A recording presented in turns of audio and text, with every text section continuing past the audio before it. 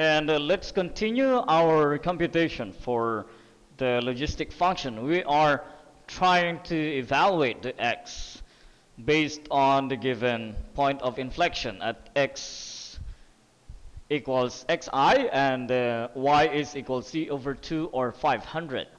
So from here we have arrived at this equation here. So let's try to simplify them here on this slide.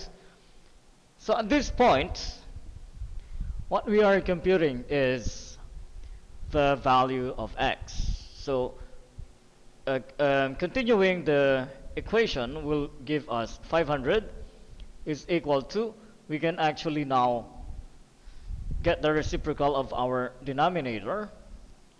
So getting the reciprocal of our denominator puts 1.0721 raised to x on the numerator along with 1000. So 1000 now is multiplied with 1.0721 raised to x, and we have the denominator 1.0721 raised to x plus 10.0106. And in here we can use the property of multiplication, and multiplying both sides by this denominator, we'll just cancel this side here and we'll multiply it to the 500 on the left side. So 500 times 1.0721 raised to x plus 500 times 10.0106 will now be equal to 1000 times 1.0721 raised to x or xi, okay? So in this case, because it is easier if we transpose this term on the right side, then we could do that actually. So just a little bit of adjustments for our terms will give us 100 or 1000 times 1.0721 raised to x minus 500 times 1.0721 raised to x is equal to 500 times 10.0106, and then we could get the common factor, and the common factor here is 1.0721. So we could actually put it outside, take this outside. So 1.0721 raised to x times 100 or 1000 minus 500, that's 500, is equal to 500 times 10.0106. We could cancel this 500 here and this 500 here, leaving us to the expression 1.0721 raised to x is equal to 10.0106. So if we take the log of this equation, this simplified equation, let us do it here. Let us take our x as xi. Okay, so this will give us xi log of 1.0721 is equal to log of 10.0106, and dividing both sides by log of 1.0721, so log of 1.0721 will leave us with, so actually we could cancel this part, and our xi now is approximately, so let's divide log of log 10.0106 divided by log of 1.0721. That's log 10.0106 divided by log of 1.0721 equals. So I had approximately 33 months. Okay, so at point 0, or at point rather 33 and 500, this is our point of inflection. Now, according to the graph, if this is your graph, this is y is equal to c, this is y equals 0, and this is our graph. This is our point of inflection, and this point of inflection occurs at y is equal to c over 2. Now at this point, we could see that from y is equal to 0 up to the point of inflection, so below the point of inflection, the behavior of the graph is an exponential function, meaning that the population of the houses from months 0 to 33 months behaves like an exponential function, meaning that it increases at a rate which is very fast. And then above the point of inflection, after 33 months, the population of the houses for the subdivision declines steadily until it leveled off to a certain point where y is equal to c, in this case where the constraint or the restraint is equal to y is equal to 1000. So that's the meaning of the point of inflection occurring at this point. Okay, so this solves all our questions parts A to E of the example, the given example, which involves the population of the houses. So let's take a look again at the problem. Our problem is involving the months and the population of houses.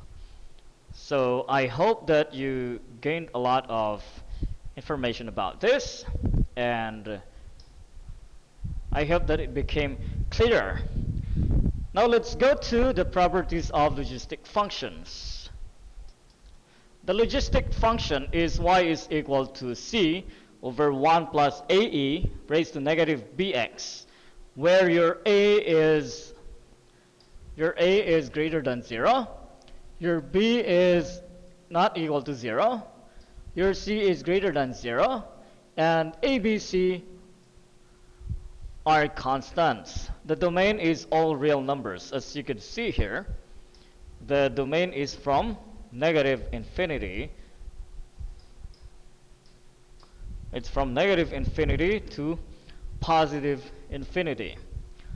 Okay? The logistic function has, number 1, two horizontal asymptotes occurring at y equals 0 and y is equal to c. So occurring at this point, y is equal to c, which is this, and occurring at y equals 0, or the x-axis, and a point of inflection at y equals c over 2. So the point of inflection occurs at the midpoint of the two asymptotes.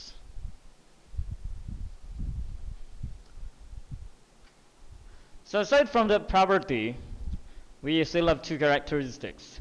If b is greater than 0 in this case, okay? So let us rewrite our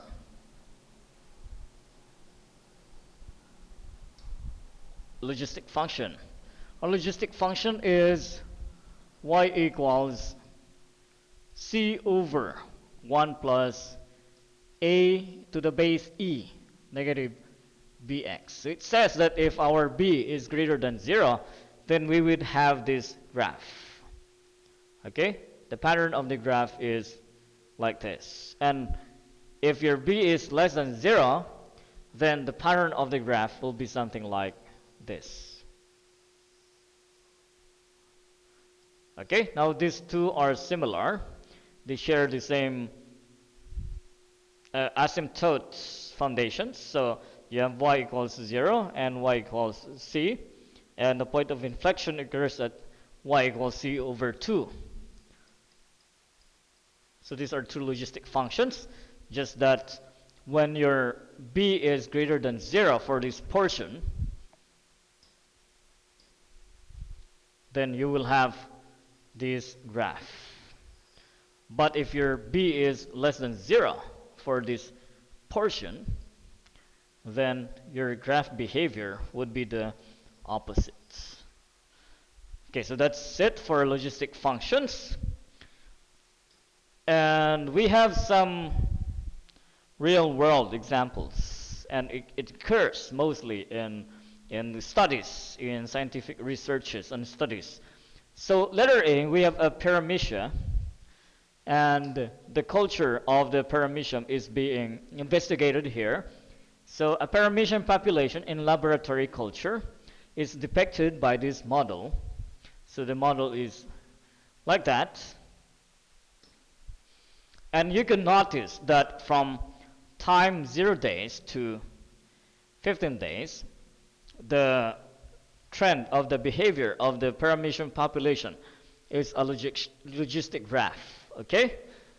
So at a certain point in between 400 and 600 is the point of inflection. And we are sure of it because the leveling off occurs somewhere at around 900. So the point of inflection must be between your 400 and 500. So it must be here. Okay? So below that point, the paramecium population seems to increase at a very fast rate. And then after that point, the paramecium population tends to increase slightly lower, and then it levels off to a certain population, which is in between 800 and 1000. The same is true with the Daphnia population in laboratory culture. So this is about paramecium. So in the Daphnia culture, at about 0 to, let's say this is about in between 40 and 60 days, the point of inflection occurred, because we could notice that at this point, in between 120 and 150, the population of the Daphnia seemed to be leveling off. So in this case, the point of inflection is somewhere here. Okay, so that means that below that point of inflection, the graph is an exponential function, and it is concave up, and then after that point, it tends to become concave down, and it leveled off in between 120 and 150 ml. Okay? So the third example is a fossil. This fossil has a scientific name, Calorinos ursinus. And the population of the fossil was investigated for years, from 1915 up to 1945.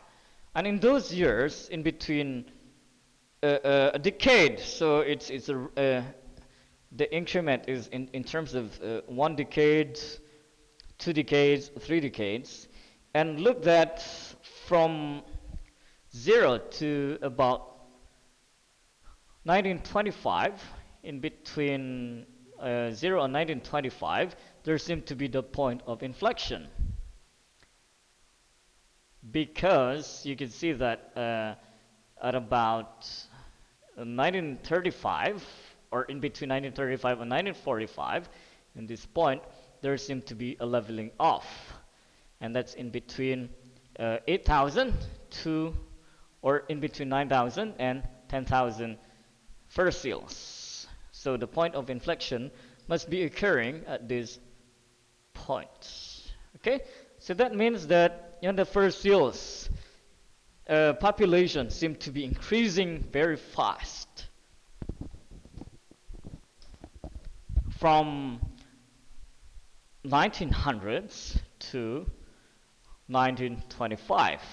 But because of some reasons, especially man-made reasons, okay, and global warming maybe, okay, and other factors, scientific factors, then the population of the fur seal seemed to decline until it is leveling off at this population. So now, maybe up to now, okay, they are still on that population. So between 9,000 and 10,000 fur seals. How few? Okay, so this is the lecture involving the logistic functions, and I hope that the explanation is clearer and more useful to you in your study on pre-calculus. So thank you for listening and watching, and have a nice day.